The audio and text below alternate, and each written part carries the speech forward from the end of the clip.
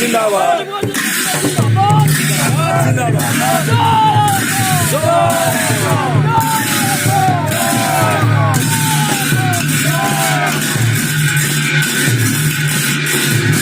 এয়া হৈছে টেঙাখাত আঞ্চলিক ছাত্ৰ সন্থা আৰু সমূহ টেঙাখাতবাসী ৰাইজৰ সহযোগত সদৌ ডিব্ৰুগড় জিলা ছাত্ৰ সন্থাৰ ২০তম সাধাৰণ অধিৱেশনৰ লাইখুঁটা স্থাপন। এনেদৰে গায়ন বায়ন আৰু মাংগলিক ধ্বনিৰে টেঙাখাত মহাবিদ্যালয়ৰ প্ৰাংগণত ১৯ জানুৱাৰী পুৱা ১১ বজাত এই লাইখুঁটা স্থাপন কৰা হয়। অধিৱেশনৰ তাৰিখ ৫ আৰু ৬ ফেব্ৰুৱাৰী ২০২৪ চন। গতিকে আমাৰ এই মাধ্যমৰ জৰিয়তে সকলোকে আহ্বান জনাইছোঁ। আৰু এইখিনিতে এই অধিৱেশনৰ অভ্যৰ্থনা সমিতিৰ সম্পাদক অৰ্জুন চেত্ৰী দাদাৰ পৰা প্ৰস্তুতি আৰু কাৰ্যসূচীসমূহৰ বিষয়ে কিছু কথা জানোৱা হওক। আমি টেঙাখাত মহাবিদ্যালয়ৰ প্ৰাংগণত টেঙাখাত মহাবিদ্যালয় খেলপথাৰত সদৌ ডিব্ৰুগড় জিলা ছাত্ৰ সন্থাৰ ২০তম সাধাৰণ অধিৱেশনৰ লাইখুঁটা স্থাপন কৰিছোঁ। আজিৰ পৰাই আমি আৰম্ভ কৰিছোঁ অধিৱেশনৰ কাম কাজ। আজিৰ পৰা আমি শুভ আৰম্ভ কৰিছোঁ। গায়ন বায়ন আৰু ভকতৰ মংগল ধ্বনিৰে আমি এই কাৰ্যসূচী আৰম্ভ কৰিছোঁ।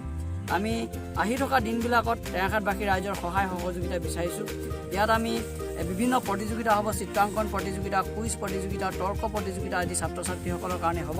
ইয়াৰ উপৰিও ১,০০০গৰাকী আইৰ ইয়াত দিহানাম পৰিৱেশন কৰিব।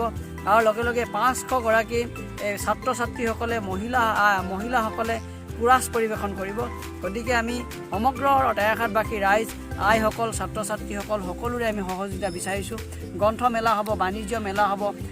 এই অনুষ্ঠানত গ্ৰন্থ মেলা হ'ব, বাণিজ্য মেলা হ'ব। তাৰোপৰি এই মুকলি সভাত আমাৰ সদৌ অসম ছাত্ৰ সন্থাৰ সাধাৰণ সম্পাদক শংকৰজ্যোতি বৰুৱা ডাঙৰীয়া উপস্থিত থাকিব। সভাপতি উৎপল শৰ্মা ডাঙৰীয়া উপস্থিত থাকিব। মুখ্য উপদেষ্টা সমুজ্জ্বল কুমাৰ ভট্টাচাৰ্য ডাঙৰীয়া আমাৰ মাজত মুকলি সভাত উপস্থিত থাকিব।